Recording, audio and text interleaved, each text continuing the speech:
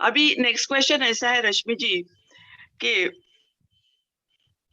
तान तनाव जो होता है वह हमारे शरीर में कैसे प्रकार के विकार निर्माण करता है? एक्चुअली इसको नई लैंग्वेज में बोलेंगे तो साइकोसोमैटिक, और होम्योपैथी में इसको 200 साल पहले ही मेंशन कर दिया है कि मानसिक रूप के जितने भी तनाव या स्ट्रेस या इमोशंस होती हैं वो एक खास तरह का अगर प्रोलॉन्ग्ड रहती हैं, जैसे आज मुझे गुस्सा आ गया, ठीक है आधे घंटे के लिए गुस्सा रहा चला गया, लेकिन अगर प्रोलॉन्ग्ड या रिपीटेटिव इसी इमोशन में मैं रहती हूँ, एंजाइटी में मैं रहती हूँ, तो वो इमोशन या स्ट्रेस प्रभाव डालता है मेरे शरीर पर और धीरे धीरे मेरी अलग अलग बॉडी सिस्टम को तकलीफ पहुंचने लगती है। इसको बोलते हैं साइकोसोमैटिक। साइको मीन्स माइंड से, माइंड पर प्रोलॉन्ग तरह के एक तनाव की वजह से बॉडी पर परिणाम जब होने लगता है तो साइकोसोमैटिक बोलते हैं।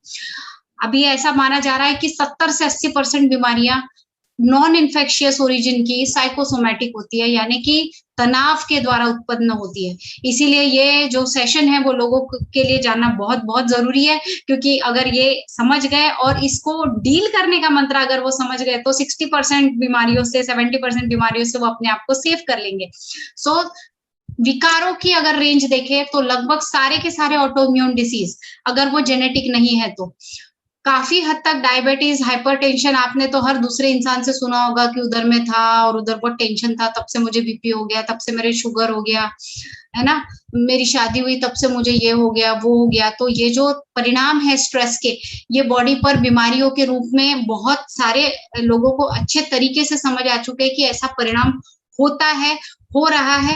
और इसका ही मतलब है कि आपको अगर ओरिजिन पता है तो आपको उसका सोल्यूशन भी पता है, आपको पता है कि भाई ये प्रॉब्लम कहाँ से आ रहा है, तो आप उसको सॉल्व भी कर सकते हो। तो स्ट्रेस मैनेजमेंट ही सोल्यूशन है। तो 60 to 70% तो autoimmune, many 60-70% of diabetics, hypertension, almost all types of autoimmunity excluding the genetic ones are coming across because of stress. Many all acid peptic diseases are out of stress. सो ये सारे जो बीमारियां हैं, auto immunity का तो बहुत बड़ा range हो गया। अभी आप सोरियासिस ले लो, रोमेटॉइड आर्थराइटिस ले लो, आप थायराइड ले लो। आप थायराइड का इतना बड़ा एग्जाम्पल मैं इसलिए दे रही हूँ क्योंकि ऐसा पहले माना जाता था कि आयोडीन की कमी से हाइपोथायराइड होता है। आज देखिए हर चौथी औरत को हाइपोथायराइडिज्म है, जबकि हर इंसान इंडिया का आयोडीन युक्त नमक खाता है। तो क्यों हो रहा है इनको?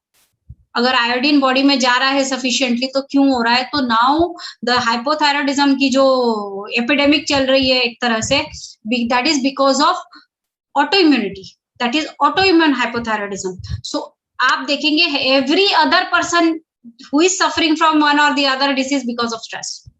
तो I say almost other person का अदर तकलीफ इज बिकॉज ऑफ स्ट्रेस। ये तो बिल्कुल सही है कि हमारे जो विकार होते हैं वो 60% हमारी मानसिक तान तनाव के कारण से निकल आते हैं।